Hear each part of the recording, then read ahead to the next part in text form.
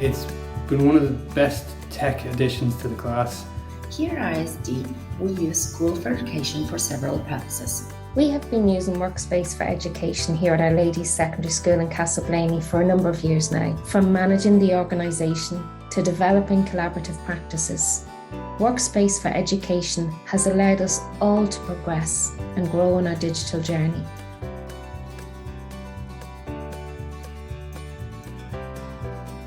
Teachers use Google Docs to collaborate with one another, for example, when they are writing reports and planning their lessons.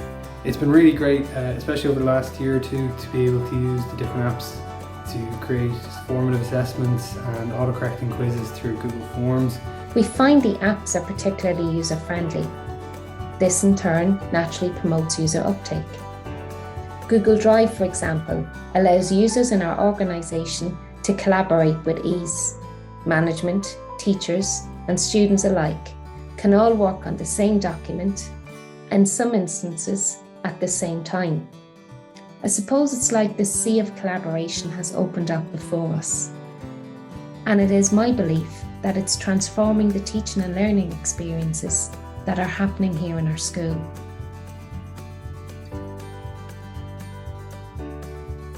Students also use a variety of tools, but Google Slides is probably one of the most versatile ones. Students use Google Slides to have their individual portfolios, to collaborate with others while doing research, and to create interactive presentations. The fact that they can publish their work into the web gives it a sleek professional look that students love. Google Workspace was the backbone to our school continuity plan when COVID restrictions were imposed, frightfully quick, back in March 2020. Looking back now, I remember the panic of that day, but we were in a good position compared to others. Our staff and students were competent and confident users of Google Apps. And although we now have returned to our school, some of our teachers continue to use these apps in their daily classroom practice, which I think is testament to how useful and purposeful they find them. To use things to make escape rooms or other interesting things for students, and even at the moment using things like Sheets in order to actually create spreadsheets that the students can use for long-term quiz and revision tools, using different formula to generate and create them. You could say with it, we think differently, we work differently, we plan differently. And to say that the impact it has had on our school is monumental is, in my opinion, somewhat of an understatement. The kids get to use it, I get to use it, and it's been really easy to share with the other students and the other teachers. And recently completed my level 2 Google Educator course, and looking forward to going on with more training and working with Google more in the future.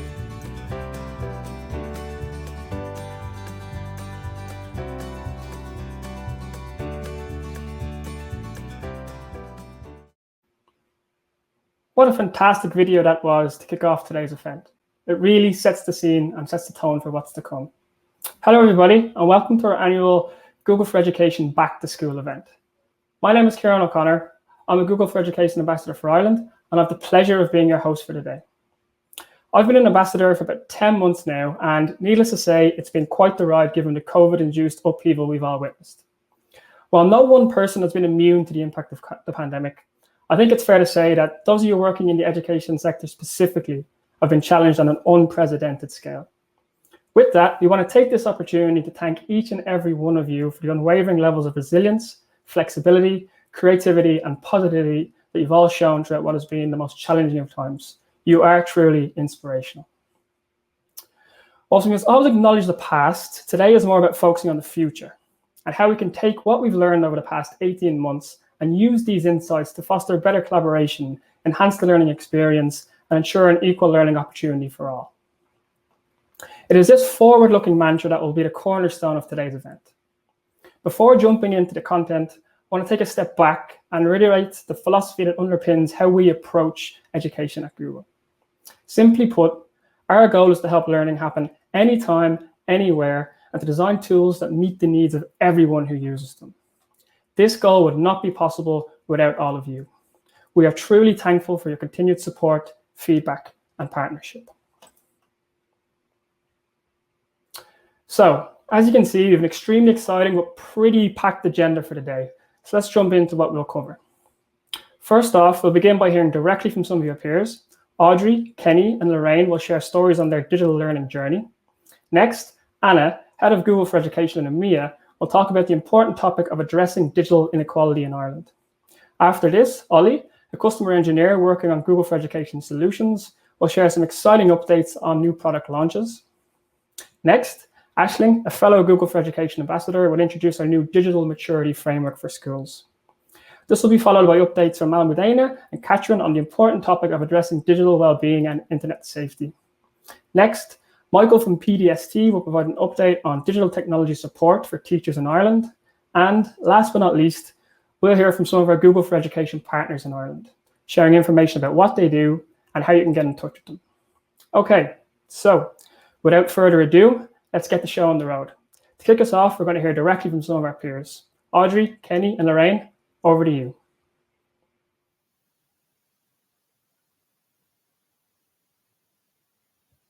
Hi everyone, my name is Audrey Cooney and I'm a teacher in Holy Spirit Senior Primary School in Dublin 12. We have approximately 325 pupils in our school and we teach children from 3rd to 6th class. I'm delighted to be joining you here today to talk to you about the positive impact Google Workspace for Education has had on our pupils' learning experience. As you know, pupils in primary school can often become distracted and lose their focus. This has become even more evident over the last 2 academic years, when schools have been closed and learning has been disrupted. Teachers are always looking for new and innovative ways to inspire and motivate their students. And in my experience, Google Workspace for Education is supporting teachers to achieve this every day. We have 60 Chromebooks in our school, which the students love using to create content, share their work, practice their typing skills, code, and to reinforce concepts learned through educational platforms and games. Chromebooks are affordable, durable, and quick to load, making them the perfect devices for our classrooms. All of our students use Google Workspace for Education tools on their Chromebooks, and they have found them so easy to navigate. Every student in our school uses Google Classroom, where their assignments are set by their teachers. You can assign a task to the whole class or a targeted group of students, which is fantastic for differentiation. You can also add videos, files, and links, which will support the child to complete their task. Children who might otherwise find a task very difficult then have all the supports they need to complete the task and achieve success. The majority of tasks that I assign on Google Classroom use Google Docs. A topic like creative writing can become very challenging for a child when their hand becomes tired from writing or they start running out of ideas. But using Google Docs makes it so much more enjoyable. It has brought the spark back into the children's writing because they can work collaboratively with their classmates and get instant feedback from their teachers. I have seen such an improvement in the quality of my students' work as a result. A brilliant feature of Google Classroom is the ability to share a rubric, which really focuses the child on what is expected of them. And the children love sharing their work and getting feedback on it. Another brilliant aspect of Google Classroom is the ability to use Google Forms. These online quizzes are so much more enjoyable for the children compared to if they were to complete this task using a pencil and paper. And the beauty of using Google Forms is that it makes it so easy to correct your assessment, and they are so easy to find year after year and use them again with future classes, adjusting the questions as you see fit. My children loved creating projects using Google Slides. For children who might find it a bit tricky to think about what they should include in a project, You can support them by sharing templates, like the examples you can see on the left-hand side of your screen. But for those students who are more confident in using Google Slides, they can add their own creative touch by adding audio, text, and images, like the examples you see there created by one of my third class pupils. Project work can be so overwhelming for a child, but using Google Slides makes it so much more exciting, and the children take such pride in the beautiful presentation of their work. So we use these Google tools and more on a daily basis in Holy Spirit. We use Google Classroom, Docs, and Slides to assign project work and homework tasks. We use Google Meet for online meetings with parents and guardians and for school assemblies. We use Google Sheets for our STEM classes, and we use Google Drive and Google Calendar, among other tools previously mentioned, to support our admin practices. We even use Jamboard for Pictionary. The possibilities are endless. I attended my first Back to School with Google event in September 2019. At this point, we had no Chromebooks, and we were just introducing the Google tools to our staff. But now I couldn't imagine our school without Google Workspace for Education. It has transformed our school and the children's learning experiences for the better. It has enhanced their motivation, their enthusiasm, and their love of learning. I wish you and your students the very best of luck as you embark on this exciting journey introducing Google Workspace for Education to your school.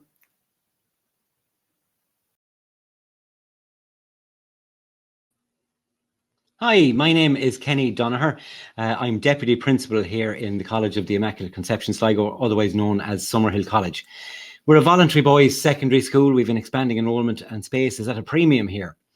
I suppose I'm going to talk to you today about our journey towards one-to-one devices and our use of Google Classroom. Indeed, it's even incorporated in our school development plan. To start off, how did we start? A big milestone on our journey was in 2012. We had a new school built, and for access to the internet at the time, we had a Microsoft server and roaming profile log on, and we had shared storage for students and staff, so everybody could log on to the PCs in the computer rooms and so on. Then we set up G Suite for Education. The domain was set up, but it wasn't used fully. We had a few mavericks then that took on the Google Workspace, the G Suite as it was then, that started doing things like sites and Google Classroom. And then in 2015, the school administration and documentation and policies and everything else moved over to Google Drive. The e-learning group that we had at the time was morphed into the digital strategy group, and the Google Classroom then, I suppose, started to be used by more staff. I mentioned the digital strategy group. We have a very strong digital strategy group in the school here, led by Sean, one of our teachers. And the new curriculum demands that were coming on us it was inevitable that we needed more computer rooms. We had 2 computer rooms as it was. So we looked at the facilities and we looked at the infrastructure, and we decided that putting in 30 PCs into a classroom wasn't something we could afford to do in terms of space or money. So it sort of pushed us in the direction of mobile devices. Now, the school had some mobile devices at that stage. We had to make a decision to decide what student device we were going to use. Now, everybody seemed to favor the laptop form factor, but there were issues with laptops, with setting them up and, logging them on to the network, and the Windows laptops batteries for the price range that we were looking at weren't great. We had some success with the iPads and tablets, but because of device management and control, we decided to move away from those. We got 8 Chromebooks from our local supplier here, CompuPack in Sligo, and we tried those out for office work and for classroom work. And it seemed to be a very simple solution to the problems that we had in terms of what we needed in the computing end of things. So initially we bought 30. We put them into a big trolley and we wheeled them around the school, up and down in the lift. We had some Wi-Fi upgrading to do to patch the black spots, But over the next couple of years, they were so successful and teachers got such great satisfaction of using them, and the students really enjoyed them as well. We eventually had a set for the science labs, we had a set for the first floor, second floor and third floor of the school. And we also had a set for our JCSP class.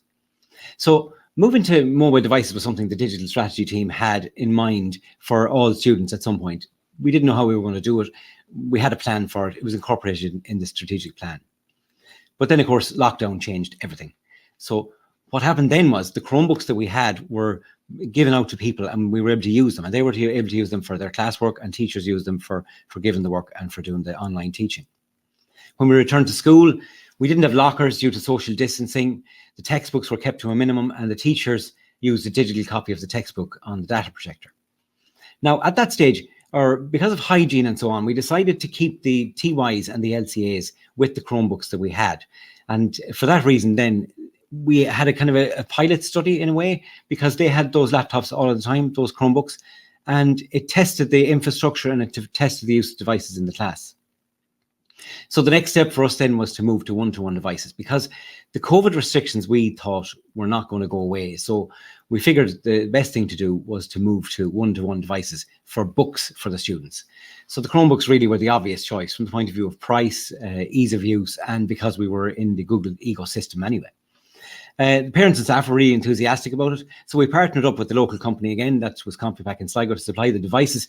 They looked after all the payment, the deliveries and all of that.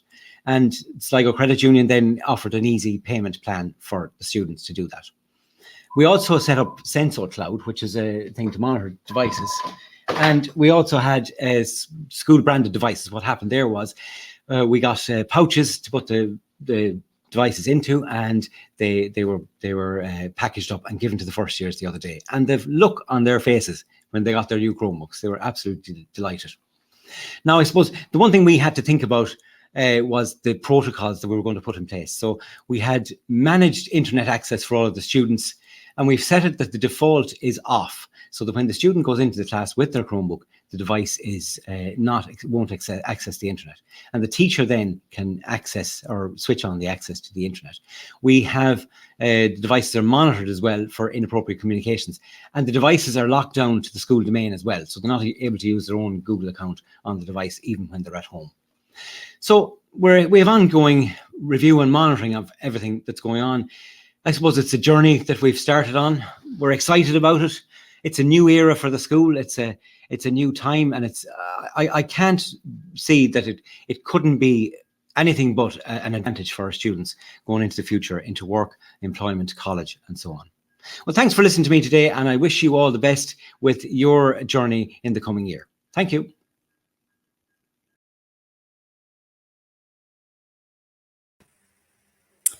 Good afternoon, everyone. My name is Lorraine McCool and I'm Deputy Principal in Dominique College, Griffith Avenue in Dublin.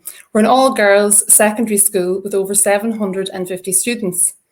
I'm delighted to join you here today and thank the Google for Education team in Dublin for inviting me back again. We introduced Google Workspace for Education to Dominique College in September 2018. And we were very proud to become one of the first Google referenced schools in Ireland by June 2020.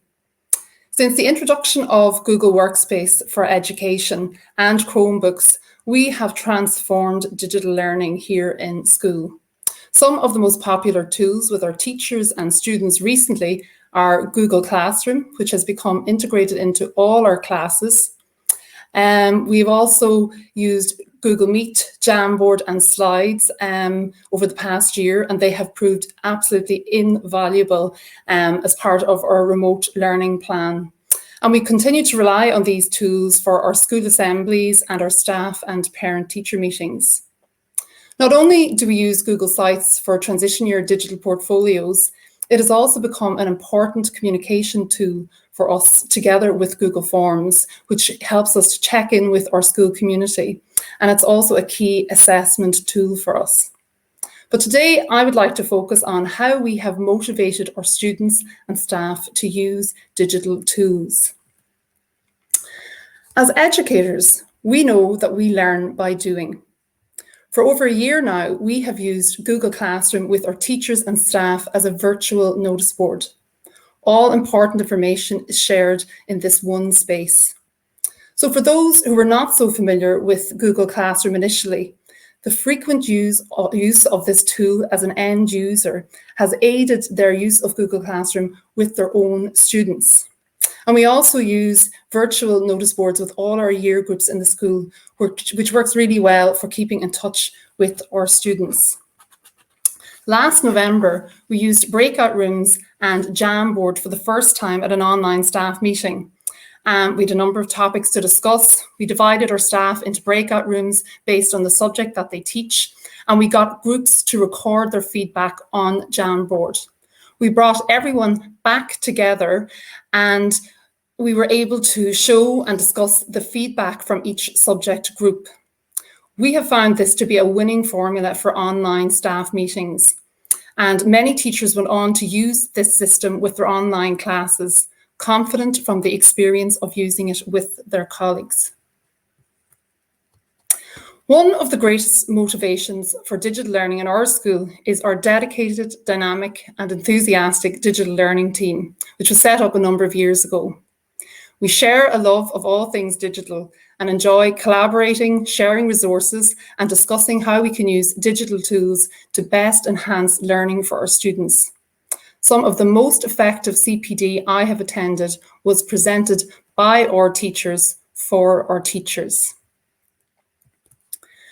When learning moved online, we decided that a Google site would be a useful way of sharing resources, things like how-to videos and information sheets on how best to use Google tools in the classroom. As we all became more familiar with sites, we went on to collaborate as a staff to produce a senior cycle option information site and also an incoming first year information site. At Dominican College, we enjoy a learning challenge from time to time. Over the past 2 years, a number of teachers and middle and senior leaders set themselves a goal of becoming a Google certified educator. It originally began as a group working together 1 day a week after school and evolved to a Google Classroom known as the Googlers when we moved online. We now have over 10 teachers with level 1 certification and 5 teachers with level 2. And we also have more teachers planning to certify this term who have been following the programme. We're only looking for reasons to celebrate in Dominican College, and our whole staff enjoyed a special Google Cake coffee morning when we became a Google reference school last year. We also awarded small gifts to our teachers when they became Google certified to celebrate their digital success. I can highly recommend the Google Teachers Centre and certified training courses. It's a self-paced, great focus for teachers. And it's also a rewarding way to validate their digital skills, which they have developed. There's no doubt it has been a challenging year for schools, but there has been positives, particularly in moving digital learning forward for students, teachers and staff.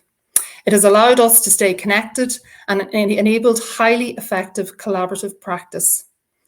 Digital learning will continue to be on the agenda in Dominican College. I hope I've encouraged and challenged you to try a new Google tool and see where it takes you. I know my colleagues and I have enjoyed our journey. I wish everyone well in the new school year and on your digital journey. Thank you very much. Thank you, Audrey, Kenny and Lorraine for sharing your school stories with us. It's been enlightening listening to your journey. I'm very confident you've provided lots of inspirational ideas that other teachers and principals will now look to leverage at their respective schools in the coming weeks and months.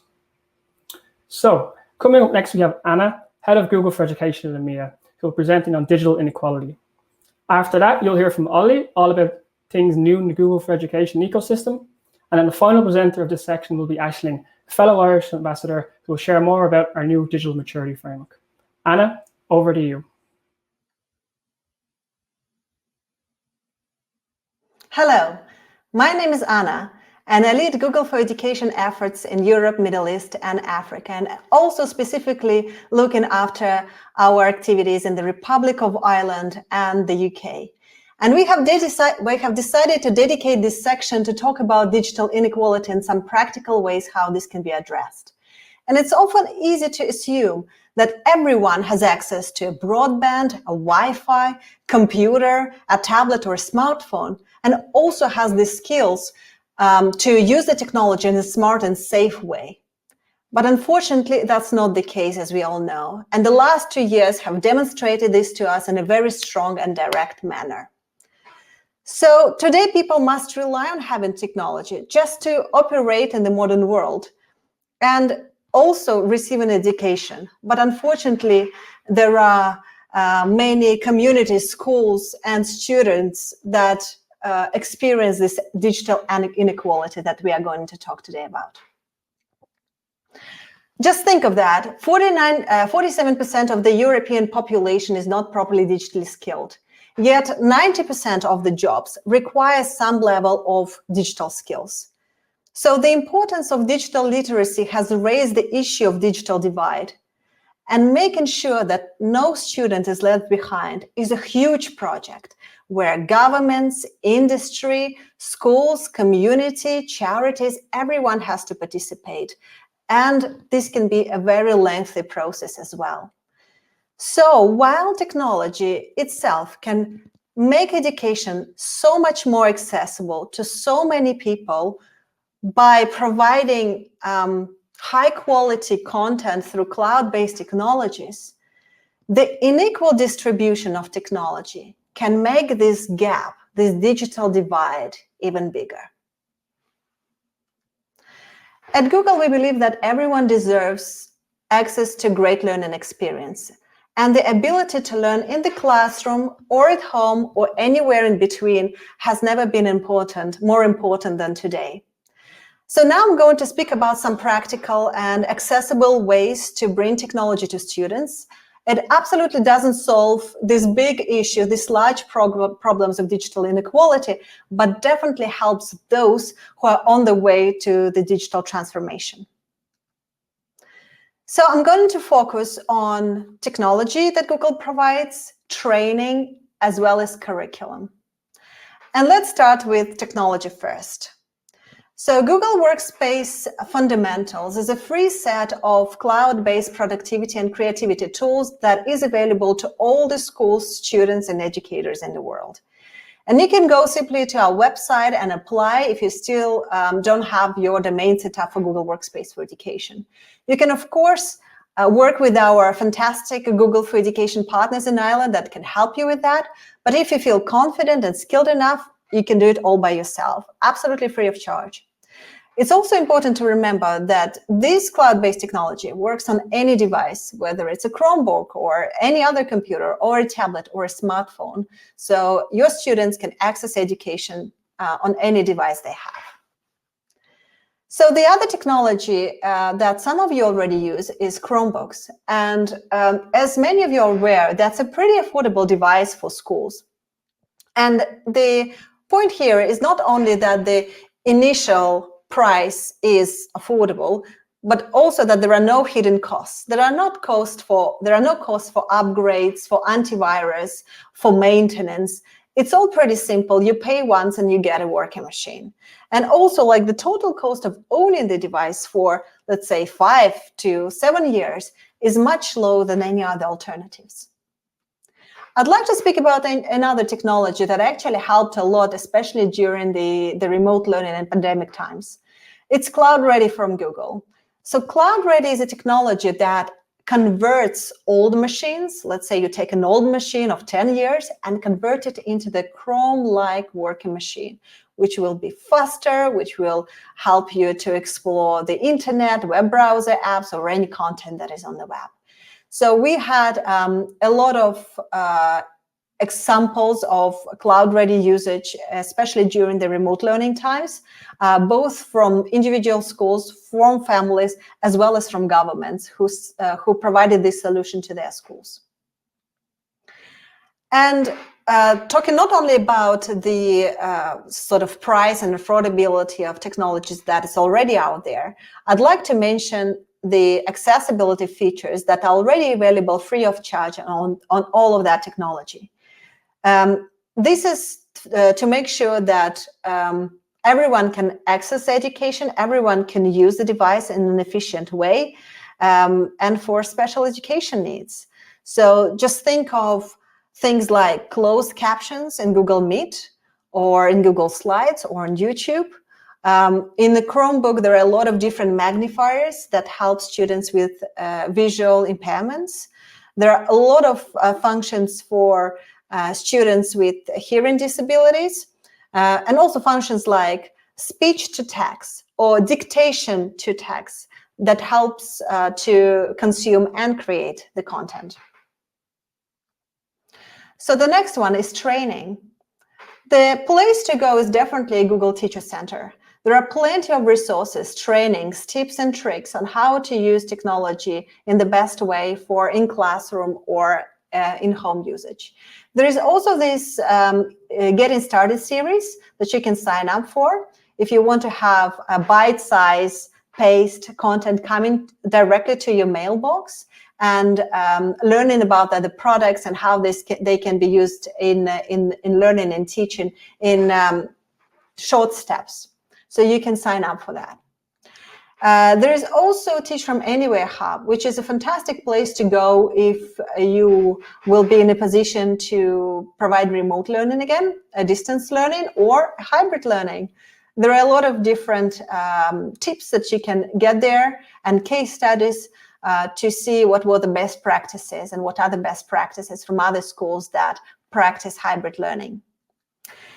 And the last thing is that probably many of you are aware, and if you are attending this event today, you have been probably receiving in the past from us invitations to some local webinars that we run throughout the year for the Irish and the UK audiences. They cover a variety of topics, and probably we have every week a choice of several different webinars for different levels of expertise and knowledge in tech. So have a look at that. In terms of the curriculum, Computer Science First, CS First, is a free curriculum that's already created and available to any teacher to take and implement in their classroom. It's a fun way and a very engaging and interactive way to teach your students the basics of coding. Applied Digital Skills is a curriculum that can be taught or can be already watched by the students directly themselves. This is for the students in older year groups this curriculum prepares them for the future work, the future of life, and covers topics like how to build up your budget for summer vacation, how to write your first CV, and all using clearly the digital tools to do that.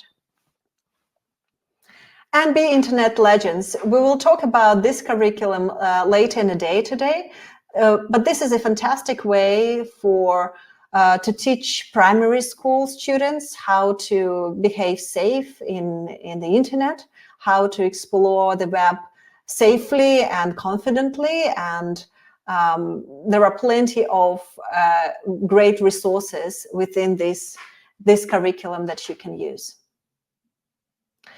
And to make it even more practical, specifically for you, for the Irish schools, we would like to support at least 20 Irish schools by the end of the year to embrace the technology and drive the positive impact. So what does it mean? We will be working with our local Google for Education Irish partners to offer these services to you. And a school will be able to choose one or several or all services that are on this slide.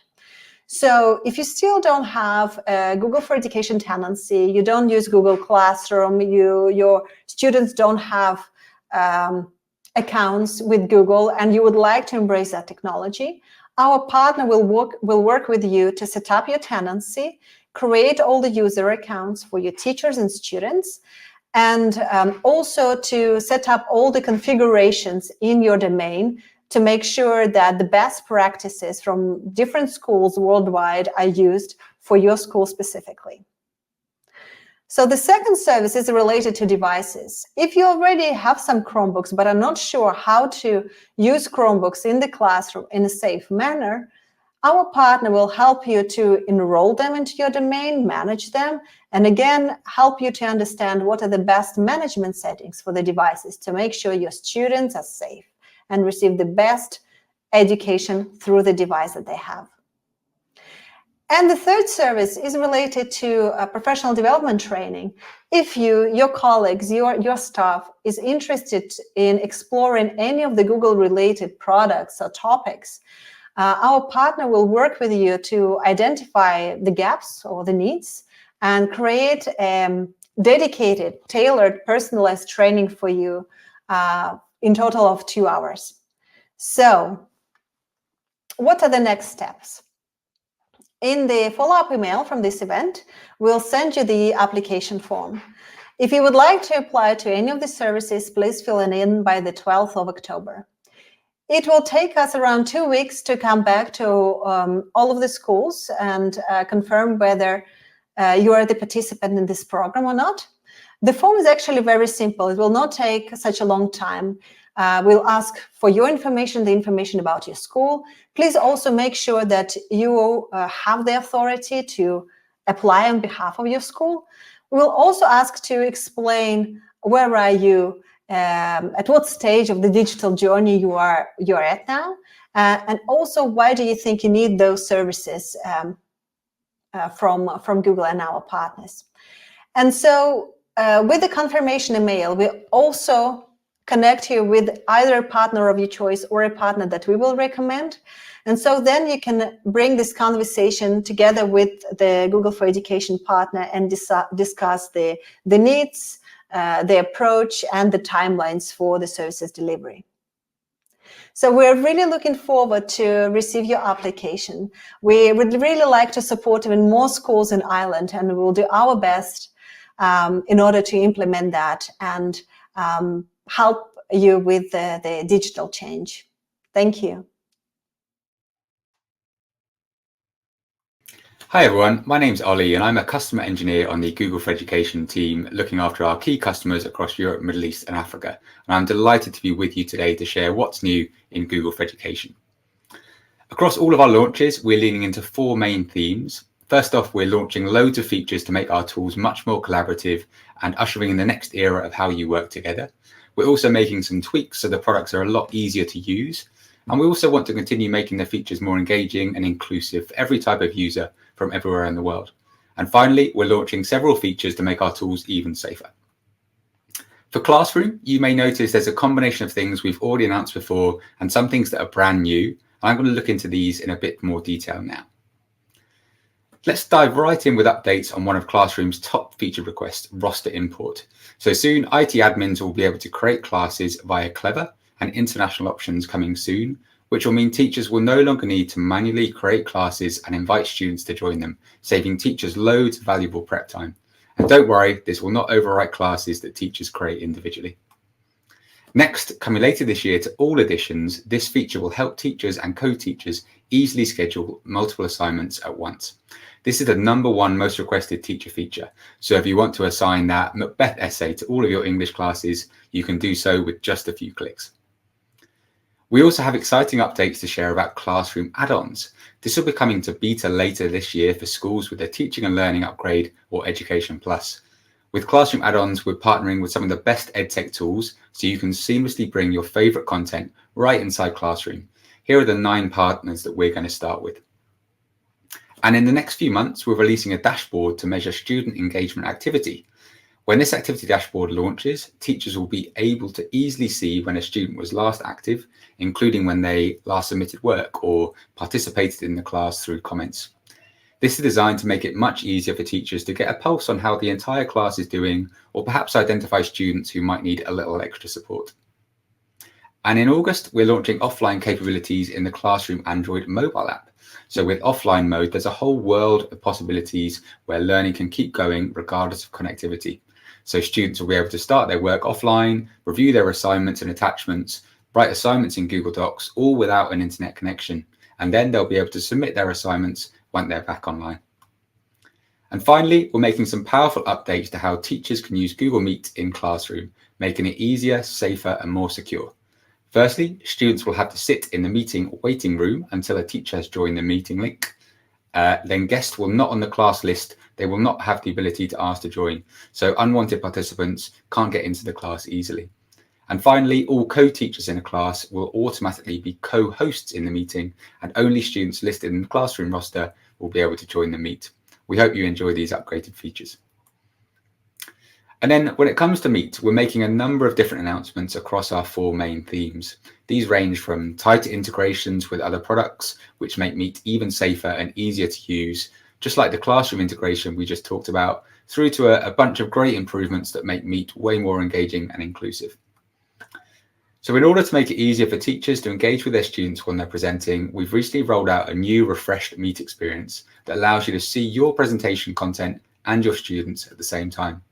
You can really easily unpin your presentation to see more of your students on the call, and the names are always visible so you can quickly see who's who in your class. We also recently announced that Meet will soon start supporting multiple hosts, making it much easier for teachers to participate with a partner or co-teacher to help manage a class. You'll be able to choose your hosts in meetings, and all meeting hosts will have access to the safety controls we launched earlier last year. This feature will be rolling out in the coming months, and there's a little visual on screen here to show you what this will look like. We're also improving hand raising in the coming weeks, so students can participate with even more confidence and teachers can more easily see and hear who raised their hand with an improved hand raise icon and sound. People who raise their hands will show up in the grid, and there will be a persistent notification so you can easily see how many people raise their hands and, importantly, in what order. Finally, when a student with a raised hand is done talking, we'll automatically lower their hand for them. And to make Meet more accessible, in the coming months, teachers and students will be able to pin multiple tiles to customize what you want to focus on. So students, for example, could easily pin a sign language interpreter in addition to the teacher, so they could see both at the same time. And earlier this year, we announced that Meet would soon support closed captions in 5 different languages to help people follow along and stay engaged. And in the next few weeks, these will have launched to people everywhere. And for educators with the Teaching and Learning Upgrade or Education Plus, we're introducing some additional features to take engagement and inclusivity to the next level. How this works is with the presenter speaking in one language, you can actually see captions translated into another language in real time. This will be especially helpful in multilingual classrooms and to facilitate meetings between educators and parents or guardians who might speak different languages. This is one of the updates I'm most excited about. Next up, we've also got public live streaming. So public live streaming gives you the ability to live stream to anyone outside of your domain, making it easier to host things like school meetings, school events, assemblies, and much, much more. This will be launching in beta later this year. And also in the coming months, we'll be able to add closed captions during live streams, making them even more accessible. So moving on to some of our safety announcements, we've extended additional meeting safety controls for hosts using tablets and mobile phones, like the ability to end meetings for everyone on the call and mute everyone at once. These are live now on iOS and coming to Android in just a few months. And also, if you need to quickly prevent distractions, in the coming months, you'll be able to turn off everyone's video at once with the video lock feature. We're also making breakout rooms safer and more secure. So in the coming months, hosts can choose to have breakout room safety settings match the safety settings from the main meeting. And when you end breakout rooms, participants will be forced back into the main meeting, meaning no more students are left lingering behind. And starting this month, you can control which meetings users in your domain can join and who can join meetings created by users in your domain in a brand new section in the admin console. This can help you create the right boundaries for different age students, or perhaps facilitate teachers to bring in external speakers and much, much more. And in the coming months, admins will also be able to control quick access and chat lock at either the group or the OU level in the admin console as well. And earlier this year, we also announced that admins with either Education Standard or Education Plus would be able to end any meeting in their organization directly from the investigation tool. And this feature has already started rolling out. So moving on to Workspace, we've got a bunch of really exciting updates. We've got some improvements to forms, which make it easier to personalize and use, and some security improvements in Drive. There's also a ton of great announcements which represent the next evolution of collaboration in our products. One of the biggest announcements is something called Smart Canvas, which is not a product or a feature itself, but rather a new experience that enhances collaboration in the apps that you use every day, like Docs, Sheets, and Slides, by making them even more interactive and intelligent. Smart Canvas is made up of a bunch of features which we'll go through now.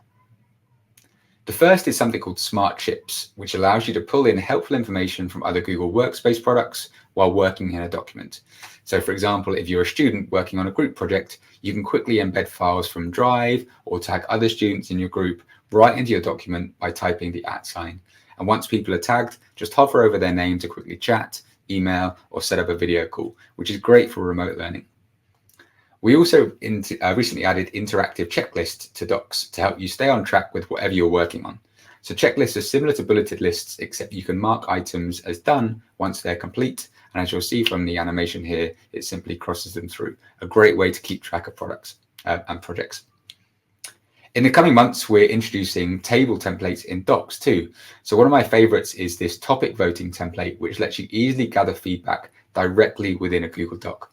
So you could use this by having your class vote on a topic or project ideas, keeping them engaged and involved in their learning. And later this year, Docs will offer writing tips, including warnings about offensive words and language, as well as other stylistic suggestions. And admins can easily turn this off if they prefer not to have it on in their domain. And in Sheets, assisted analysis will provide formula suggestions that make it much easier for everyone, not just data analysts, to derive insights from data. These suggestions can help guide students and reinforce concepts to make their analysis skills way more impactful. We're also making our products work together more seamlessly, so teachers can focus on what they do best. So you can now easily present your content to Google Meet directly from Docs, Sheets, and Slides with the click of a button. This allows you to quickly present and see participants and content at the same time back in the Meet tab. And later this year, we'll be taking this a step even further, and educators with Education Plus will be able to embed their live Meet video calls in their Docs, Sheets, and Slides directly in the sidebar. This will make it even easier to see each other whilst collaborating on documents together, and I'm really excited about working on this.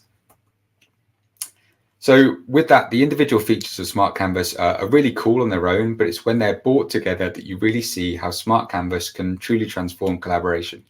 We're really excited to see how teachers and students alike make use of these great new collaborative features. We also know how much is on educators' plates right now, so we're making a few changes to our tools to make it even easier to use, so you can get valuable time back to focus on your students. An example of that is in Forms. We're simplifying settings in the coming months, so it'll be easier and faster for you to set up your forms the way you want.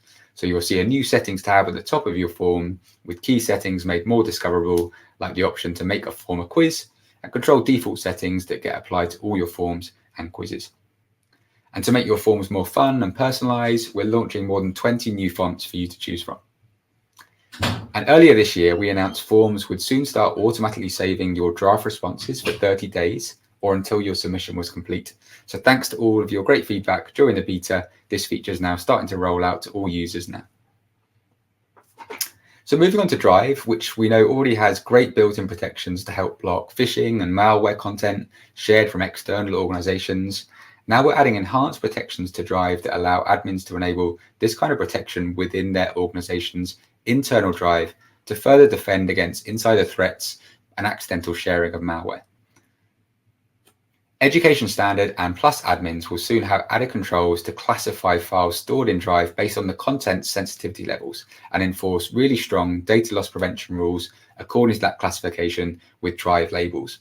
You'll even be able to set up data loss prevention rules to have Drive automatically classify files for them.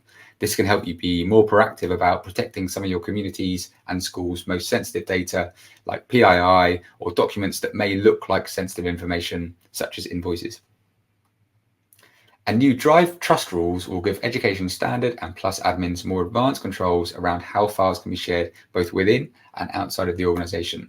For example, if an admin wants to allow all staff to be able to share documents with anybody in a group of schools, but only allows students to share files with people in their specific school or particular year group, Drive trust rules and labels will be able to roll out in beta later this year to enable you to do that. And we're really excited to see how you utilize this. And over the past year, we've seen Chromebooks being used in so many ways, for virtual classrooms, creative projects as people found new hobbies and passions, and also for entertainment. Many of you on the call will be parents and guardians, and you may have leaned into Family Link to help balance school time and playtime on your on Chromebooks at home. Really great to announce that Chromebooks are now the #1 device in schools, and we're making changes to support schools as they go one-to-one and continue to send devices home. We're launching some new features for admins in the admin console, like AUE reports, and new accessibility features like switch access improvements and updates to our built-in magnifiers. And I'll talk through the Chrome safety updates in just a bit as well. So last year, we updated the devices page of Google Admin Console to show when devices reach their AUE. And now we're adding a new page in the admin console that enables admins to view Chrome Insights reports. This first report will be a view of AUE dates of the device fleet, which helps you understand when and how many devices have reached or are going to reach their AUE dates soon. These reports will help you prepare for when you should be thinking about purchasing new devices and how often. And please remember that new Chrome devices typically receive 8 years of automatic updates completely seamlessly. And with the transition to one-to-one device deployments where students can have their own Chromebook, we're adding features to make it even easier to pick up your device and start using it quickly. This August, we're rolling out PIN logins for education users. This means that instead of having to remember so many long passwords and spend time typing them in, students and educators will be able to type in a simple 6-digit PIN to log in. And for students who may need alternate input into their Chromebook, we've got switch access, which is the ability to use the built-in keyboard or an external device. Coming in August, we're also introducing point scanning, which is a new navigation mode for switch access, which allows users to select any point on their screen by first having a user choose the horizontal location and then the vertical location. And Chromebooks also come with 2 magnifiers built in, a full screen magnifier and a docked magnifier. And we've just added a new panning method to our full screen magnifier. So in addition to the current ability to pan the screen when your mouse hits the edge of the magnified viewport, you can now keep the mouse centered on the screen and have the viewport pan as you move the mouse. And to help users better understand how to use Chromevox, we just released new tutorials, including a quick orientation for new users, which automatically launches when Chromevox is activated, along with some interactive lessons, which ask users to execute commands or press designated keys to continue.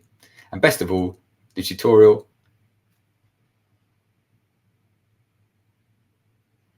So I'm now going to move on to an overview of some compliance announcements. Firstly, the age-based access settings to identify under 18 and 18 and older users. We're also making some changes to additional services for under 18 users, and there'll be a Chrome policy default for primary and secondary institutions, which we're calling K-12. We're also adding a brand new privacy notice, which is going to be a really useful way for you to keep up to date.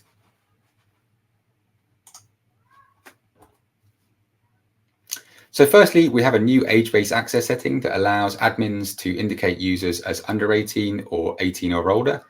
What this will do is it will restrict the experience across our Google services, particularly additional Google services such as Maps, YouTube, and Search, and removes access to some services such as Google Play and Google Ads for any users who are under 18.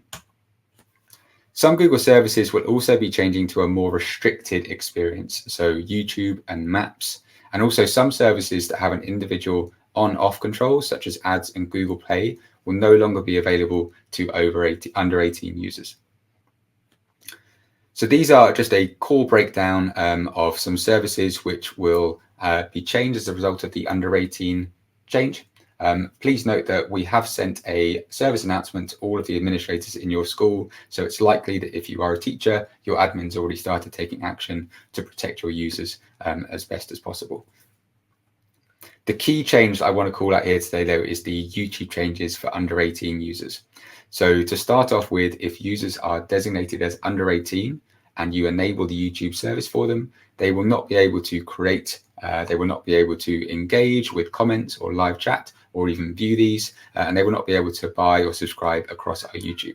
Essentially, we're calling this consume but not create. However, we have noticed that YouTube is an incredible learning resource, and so to support that, students will be able to view embedded videos that teachers share in Classroom or within Workspace native products such as Slides or Sites. So it's really great that even if students have YouTube as an additional service disabled, they will still be able to access that through an unauthenticated mode directly within these core Workspace products. And finally, the Chrome policy defaults that we want to share with you is that we've updated the console defaults for safer Chrome browsing for all users. So this includes things like Safe Search on by default, Safe Sites on by default, and we're also disabling the ability by default for students to access incognito mode or guest mode. This applies to any admin who's not made any selections to these changes, and we will be updating those defaults on September the 1st. And finally, we have an updated privacy notice, and whilst the content of this hasn't necessarily changed, we've rebranded and reorganized and structured the way that it works to make it much, much simpler to read in plain English. I thank you so much for spending the time with me today to hear some of these exciting updates, and I look forward to working with some of you soon in person.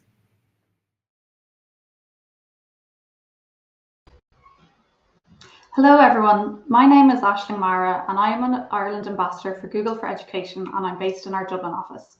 I'm delighted to share with you today our how to use guide and recommendations for our recently launched Google for Education Digital Maturity Framework, which some of you will have hopefully already seen and been using for both yourselves and your schools communities. So some of you may be asking, what is this framework and how do I use it? This framework has been designed as a checklist to help you map out your school's digital journey with assessing whether you are just starting on your school's digital journey, already have an intermediate footing, or are advanced and want to check what you may be missing and still need to develop. And the goal of using the framework is that these foundational elements and recommended resources can help ensure you are effectively driving towards meeting your school's digital maturity goals.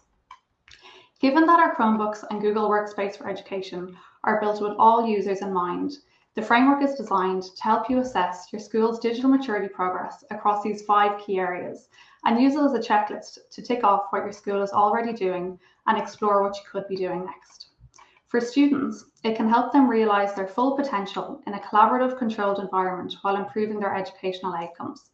For staff, it can equip you with the tools to plan and deliver engaging lessons and communicate and collaborate with ease. For parents and families of your students, it can help enable them to participate in the school community and build clear communication channels with the school.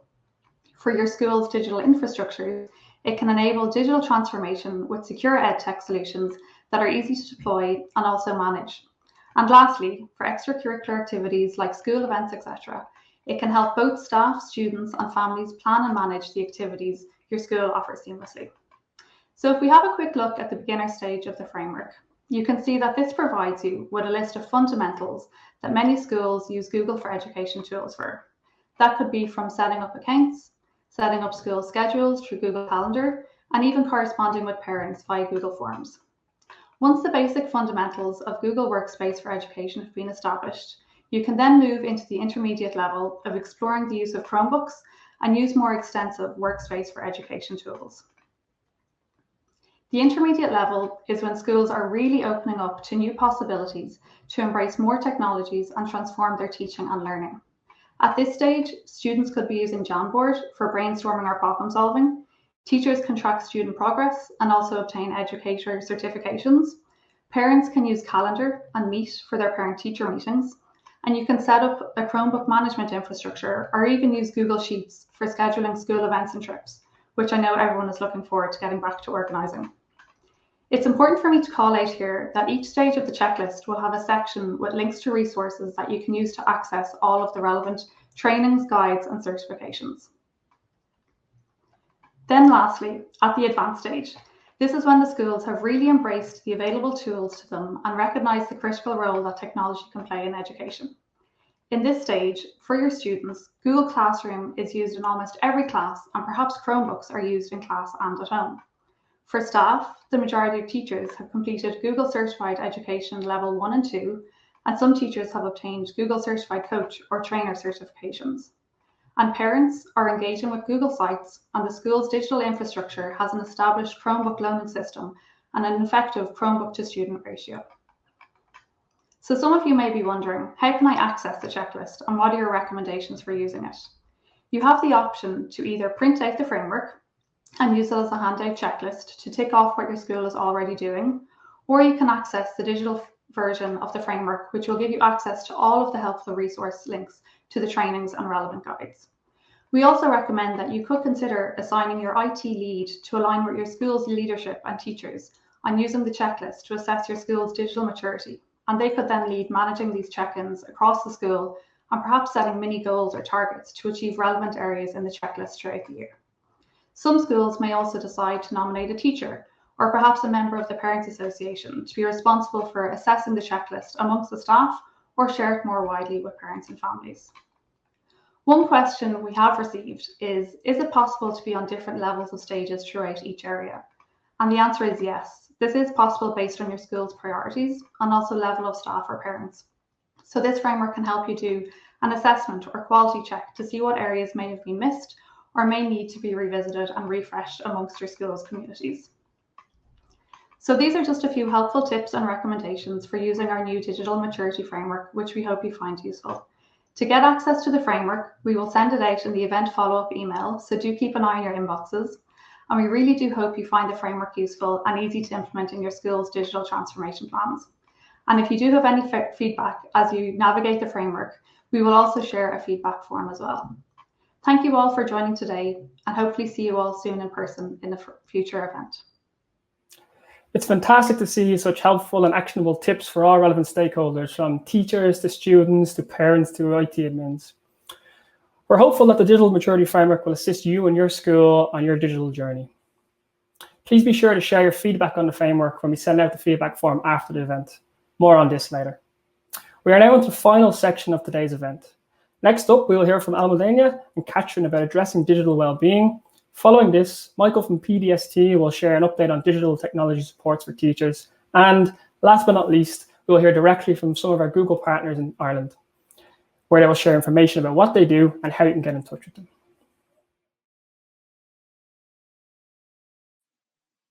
Hello all, my name is Almudena Lara, and I am Google's Global Child Safety Lead.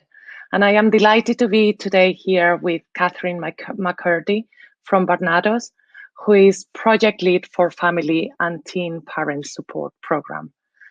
We are going to be talking to you about the work that Google and Barnados do to support teachers and children to stay safe and feel secure and supported, and importantly, to improve their well-being. I was here last year with you, and at that time we were reflecting on what an extraordinary year 2019-2020 had been for teachers and for children and for all of us. And this year is a similar reflection. The past academic year has really been a test to all of us. And as a mom, I'm really grateful to all of you for the work that you do to support children feel safe and secure, and really to learn and have fun, which is what children should be doing. As Google Child Safety Lead, this year has also been a year that has tested me, as it has tested the whole of the Google team. And it has actually helped us to think about how can we improve our services so they are of most help to you as teachers and to children as they learn and have fun. I'm going to be using today a very broad definition of digital well-being. And that definition of digital well-being is based on some work that Catherine will be referring to later, that Barnados did with some of the children in Ireland, asking them what do they think that a digital well-being is. And the three key themes that came out of that is that for them, digital well-being is about feeling happy and well, about knowing where to find help and how to reach that help if they need it. And third, about having a balanced use of screen time. So that's the broad definition that we use as well as at Google when we talk about digital well-being. Some of the changes that we have implemented this year build on some of our key program and resources that we have available for children and families. So many of you will be familiar with the Be Internet Legends program, which teaches our children how to become confident internet explorers. And there are a lot of resources for teachers, for children, and for families to explore. And this program is based on 5 key principles that are actually very similar to the definition that I share with you for digital well-being. We teach young people to be sharp, to stay alert, to be secure, to be kind, and to be brave. And when we are talking about digital well-being, the 2 last one, kind and brave, are particularly important. So this is about teaching children in kind how to make a very positive use of the online world and how to be kind to each other. And in brave, we teach them how to seek support, and that actually asking for help when you need it is a really brave thing to do. The work also builds on the Family Link app, which it's a tool for families to set digital ground rules and have control over the content that children access, the screen time that they have, and many other functionalities. But one of the things that we have done this year, which I think is a great improvement, is recognizing that YouTube Kids plays such a key role in children's life and as part of their learning experience. So I know that my children, at the encouragement of their teachers, have been using YouTube to learn maths, to explore history, and to learn about climate change and what they can do about it. But the reality is that children under the age of digital consent shouldn't be on YouTube. So this poses a problem because YouTube Kids is too young for some of our older explorers, but a YouTube main is not available to them if they are under the age of digital consent. So supervised experiences are here to try to bridge this gap and to allow parents to set accounts for their children with supervision. And parents can choose between 3 types of content: explore, explore more, or most of YouTube. But importantly, these supervised experiences also are built to be more secure. So children cannot chat or upload content, and they also have controls on their well-being. So autoplay is turned off by default so that they don't get in loops of watching endless videos. And also they have reminders to take a break and to go to bed. And these well-being features we've added as well to all of our users that we identify to be under the age of 18. Further, we have improved our Google for Education as well. So we have given, from September, added functionalities for those managing the Google account for the institution. And for those in schools with children under the age of 18, what we have done is to put Safe Search on by default. Safe Search is a filter that filters out explicit content. So these now will be on by default for all students under the age of 18. And they won't be able to bypass these protections by going into guest mode or incognito mode, because we have also disabled those functionalities in Google for Education. Further, even if children are not in an education account, if we detect that they are under the age of 18, they will have Google Safe Search on by default. So that'll be blocking access to explicit content. And this functionality is already available for those on a Family Link account.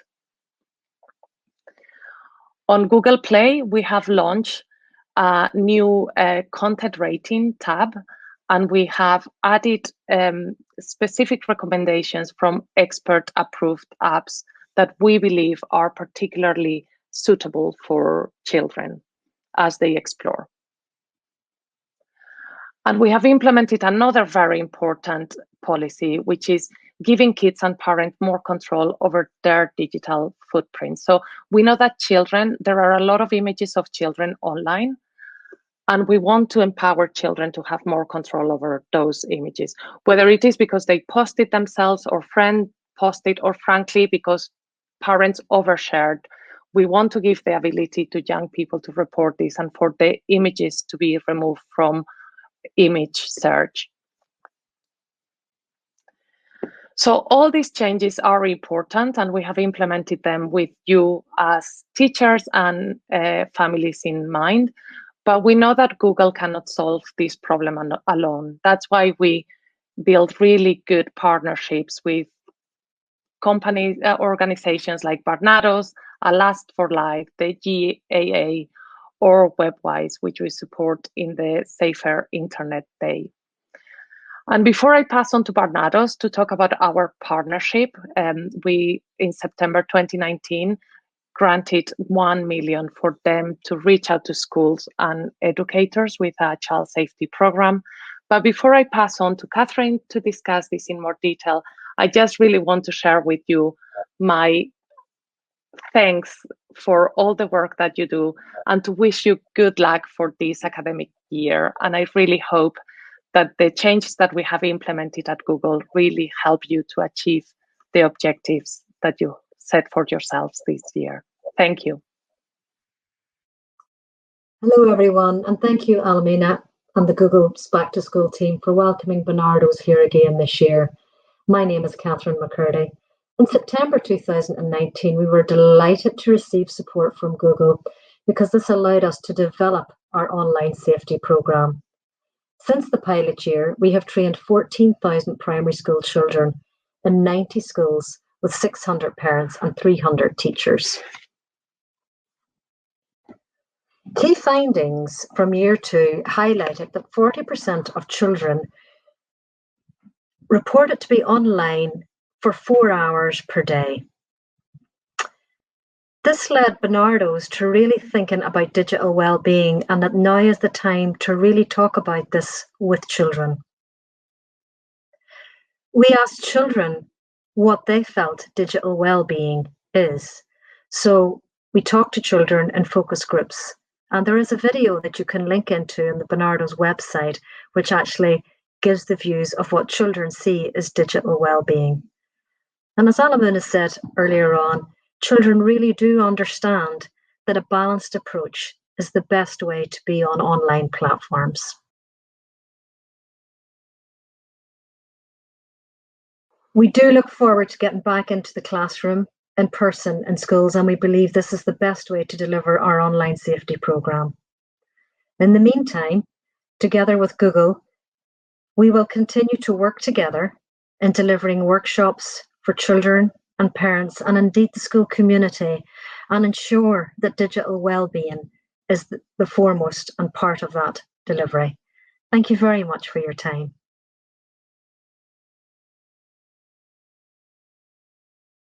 Hello everyone, my name is Michael McNamara and I am the team leader for digital technologies with the Professional Development Service for Teachers. We're delighted to be invited by Google here today to talk to you about some of our key supports and resources to aid teachers and schools in embedding digital technologies in teaching, learning and assessment. On the first slide here, you'll see that our school support really is the main thrust of the work that we do in the PDST. Here, schools can apply to work with an advisor, either in a once-off visit or using our sustained support option. And they can really hone in on an area of digital technologies that they would like to further develop and enhance within their school. Or the advisor can work with the staff and the principal to see what that area might be. If you would like to apply for an advisor to work with your school, you can see the link here on screen. It's pdst.ie/school support. And I've also listed a very useful number to have there on screen as well, to have pinned up in the staff room or perhaps an office in the school. And that's the broadband help desk. So if you're having any issues with your Wi-Fi or your broadband, that's just a really useful number to have to hand. So the next support that I'm going to talk about is, of course, our blended learning toolkits, which have become very, very popular within the last year. given the experiences that teachers have had in teaching online and supporting their students online, they've gained a huge amount of learning in that regard. And in order to maximize upon that learning, both the teachers' learning and indeed the students' learning, many teachers are now engaging in using blended learning within their classroom context to support and enhance the learning experience. We have two toolkits that we developed over the last year, one for primary and one for post-primary, and they're both available at pdst.ie/blended learning. We'll also be updating both of those toolkits in the coming weeks as well, integrating UDL in action in the toolkits. So do keep an eye on that link over the coming weeks, and we'll alert you on social media also. The next support that I'm going to talk about is, of course, our supports for digital portfolios.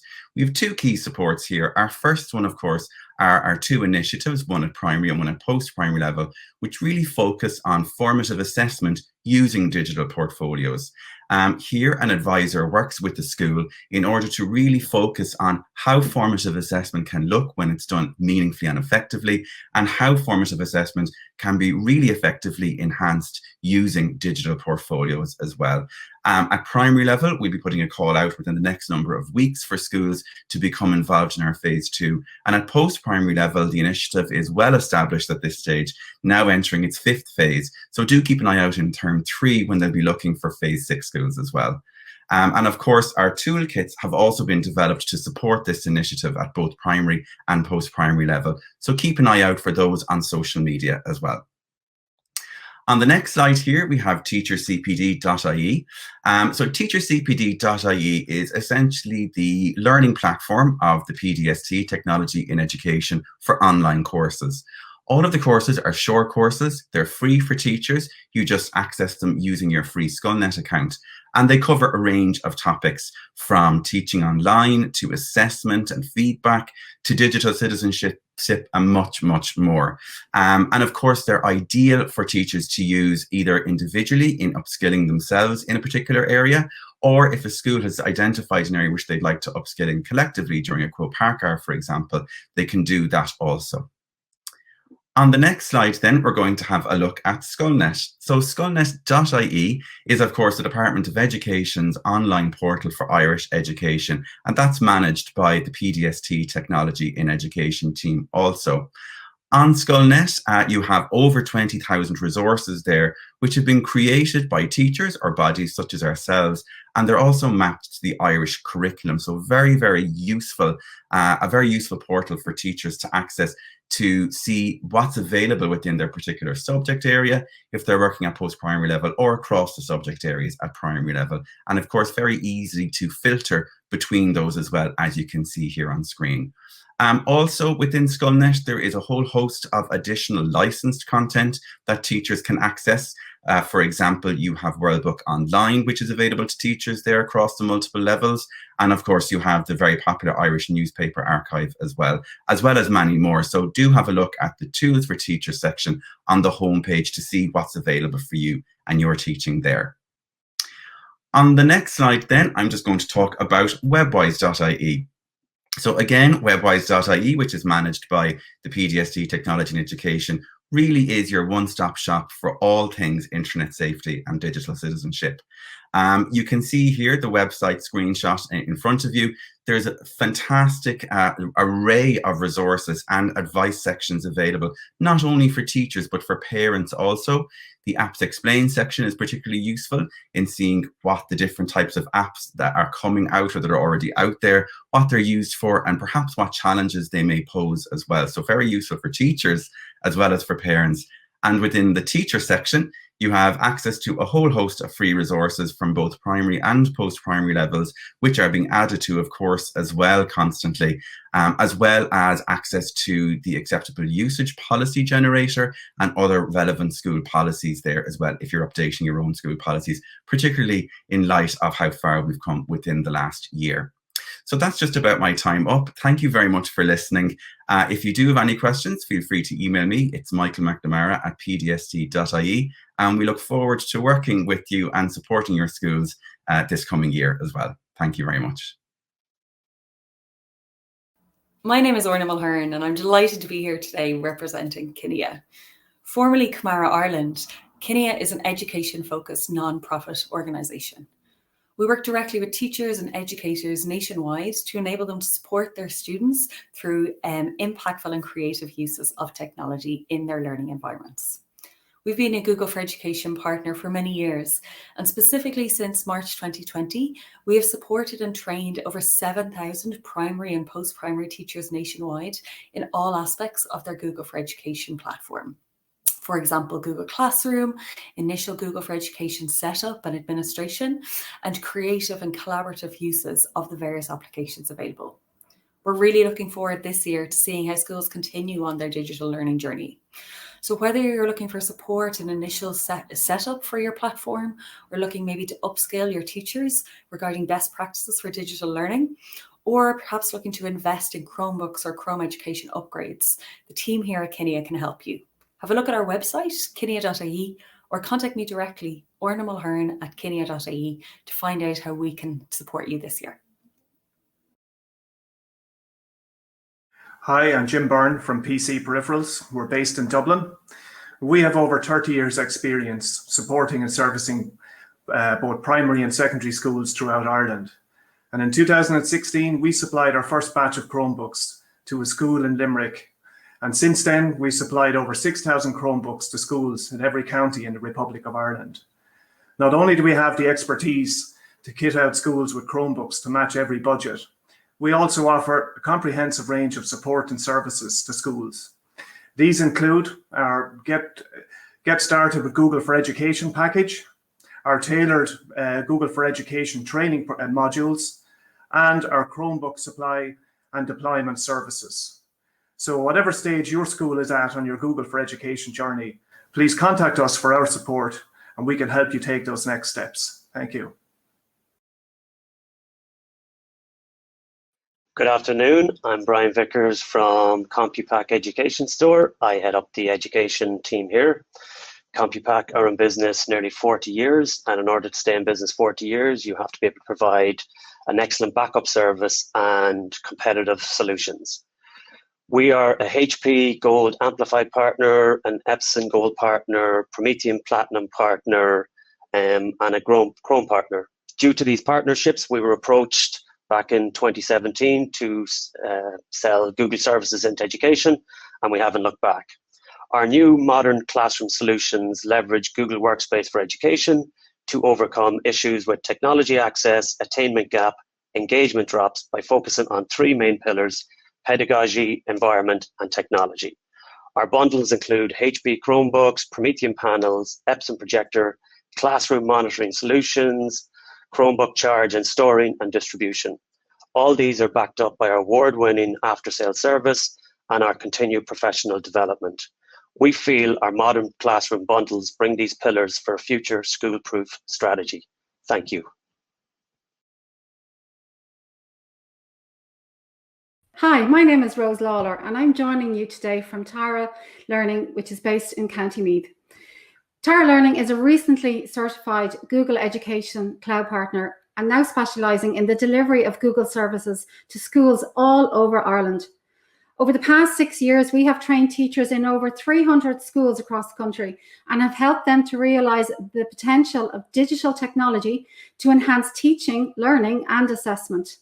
Our staff can help you plan your school's digital strategy to take full advantage of Google's cloud services. Our training staff have all been teachers and school leaders and are available to deliver training at times that is convenient for you and your staff. We can provide you with the full range of Google Workspace licensing with Education Fundamentals, or add the enhanced capabilities you need with Education Standard, the Teaching and Learning Upgrade, or Education Plus. We also sell Chromebooks and Chrome education licenses. Please contact us at any time for further information to discuss your school requirements. Take care. Hey, I'm Steve Hope. I'm the CEO of C Learning and we're a Google Premier Partner. Prior to this, I was in education for 17 years as a teacher and then most recently in leadership roles. At C Learning, the team is one full of educators. Our executive chairman was a teacher, I was a teacher, and all our trainers are either serving teachers or have been teachers previously. We actually know what goes on in the classroom and how to support you. We've been supporting education for over 10 years and supporting Ireland specifically since 2015. We want to support you to find solutions to the problems that you may have and do so with technology, specifically with Google Workspace for Education, transformation support, software and devices. As a company, we have no office and have never had an office. We want to support schools to move to the cloud, and we use all the tools to do so. We want to work in partnership with you and hear how we can support and help you and your schools. Reach out on the details on screen, or alternatively, follow me on Twitter at hope_Stephen. Thank you. Hi, Gavin Malloy here from OLIS Education. Our blended learning solution trains students directly, provides planning and training for teachers, and strategic guidance for your school's leadership. OLIS is a new company formed by 2 Irish edtech companies, including Google partner Cocoon. We've trained over 10,000 teachers, over 5,000 students, and in a recent poll, 92% of our schools said our support was essential.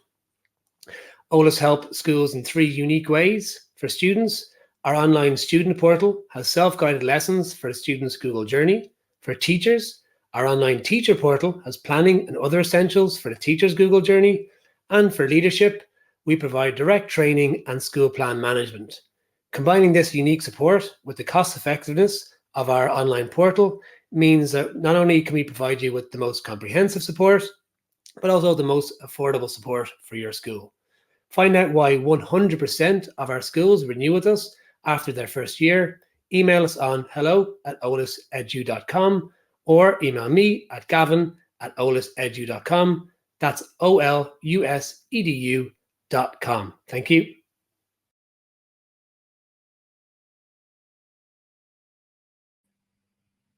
Hello, Beryl Furlong here from Wriggle.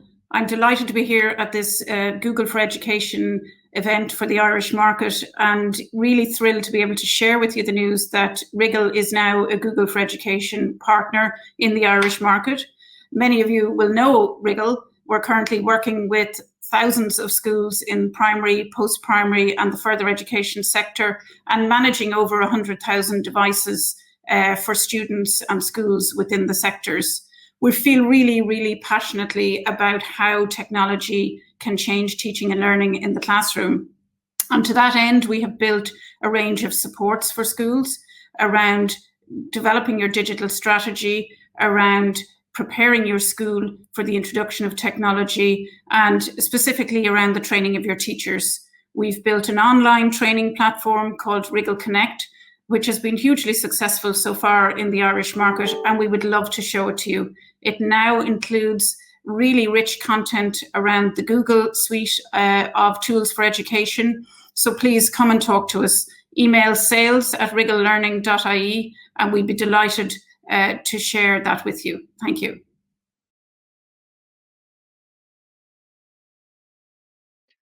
Hi guys, this is Will McConnell here from Duotone Limited.